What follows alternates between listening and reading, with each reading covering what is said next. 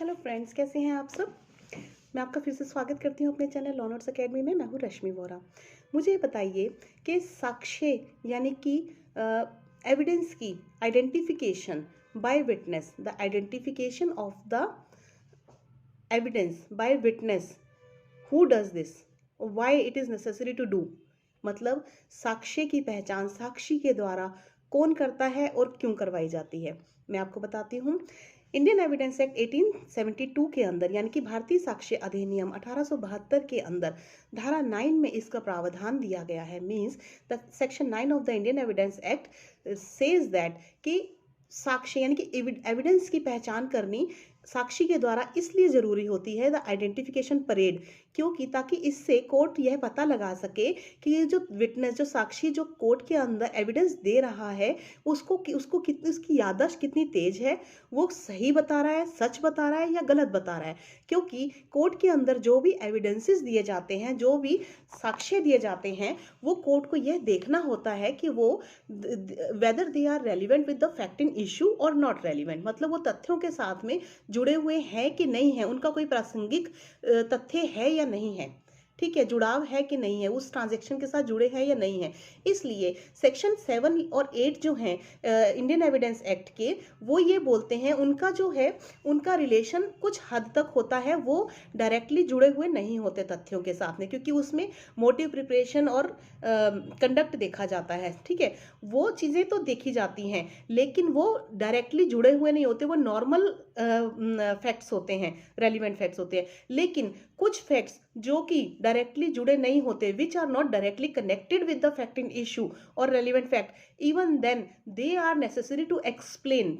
उसके बावजूद भी वो जुड़े हुए नहीं है, उसके बावजूद भी उनकी पहचान करना और उनके बारे में बताना, उनकी जानकारी देना तथ्यों की, वो बहुत जरूरी हो जाता है। जैसे कि एक आई विटनेस ने या एक विटनेस ने, साक्षी होता है विटनेस, उसने अगर ये कोर्ट में कहा कि हाँ मैं ये जानता हूँ, इसी पर्सन ने, यही पर्सन है जिसने कि ये क्राइम किया है, तो वो अगर एक्यूज्ड की पहचान करवानी है तो वो उसको पहचानने के लिए कुछ केसेस में आपने देखा होगा कि पुलिस जो है उस विटनेस को ऐसी जगह पे ले जाती है और एक्यूज्ड को, मतलब जिस अपराधी को, आरोपी जिसके ऊपर आरोप है कि इसने ये मर्डर या कोई क्राइम किया है, उसको कुछ लोगों के साथ मिक्स करके खड़ा कर दिया जाता है, ये देखने के लिए कि ये व्यक्ति जो एविडेंस दे रहा है कोर्ट के अंदर कि ये सच बोल रहा है या नहीं बोल रहा, कहीं इसको झूठा या पैसे खिलाकर इसको विटनेस देने के लिए कोर्ट में तो नहीं बुलाया गया है, ठीक है। केस जीतने के लिए कई बार ऐसा कर दिया जाता है जो कि गलत काम होता है, तो इसलिए आरोपी व्यक्ति को कुछ लोगों के साथ मिक्स करके खड़ा कर दिया जाता है, ताकि जो आई विटनेस या विटनेस है, जो उसकी एविडेंस दे रहा है कि हाँ, जो उस पर आरोप लगा रहा है कि हाँ इसी ने वो क्राइम किया है, तो वो कुछ लोगों के बीच में उसको खड़ा करने के बाद वो पहचान करता है कि हाँ वो सही बता रहा है कि नहीं बता रहा। अगर वो सही बता रहा है तो ये चीज़ कोर्ट में प्रूव हो जाती है और उसको एडमिसिबल माना जाता है। ये इंसान के केस में होता है, एक्यूज पर्सन के केस में। लेकिन अगर कोई संपत्ति, कोई प्रॉपर्टी का केस है, प्रॉपर्टी से रिलेटेड कोई इशू है, फैक्ट इन इशू है, जो सब्जेक्ट मैटर प्रॉपर्टी है अगर उस केस का, तो सेम वैसी अगर उसने बोला है कि इस प्रॉपर्टी पे ऐसा हुआ है, ये यही प्रॉपर्टी इशू के अंदर है, तो उस पर्सन को उसके जैसी किसी प्रॉपर्टी में, सेम एरिया की, सेम प्रॉपर्टी के पास ले जाया जाता है और उससे उसकी पहचान करवाई जाती है कि आप बताइए ये वही प्रॉपर्टी है या नहीं है, और ये पहचान कौन करता है। ये बहुत इंपॉर्टेंट टॉपिक होता है, ये बहुत इंपॉर्टेंट इशू होता है कि आपने आरोप, विटनेस जो दे रहा है साक्षी, उसकी पहचान मैजिस्ट्रेट या पंच, उस जगह के पंच जिनको बोला था, पंचायत के जो पंच होते हैं, वो लोग स्पेशली विटनेस की साथ में जाते हैं, मैजिस्ट्रेट और पुलिस और पंच, ये लोग जाते हैं स्पेशली पहचान करवाने के लिए विटनेस के थ्रू।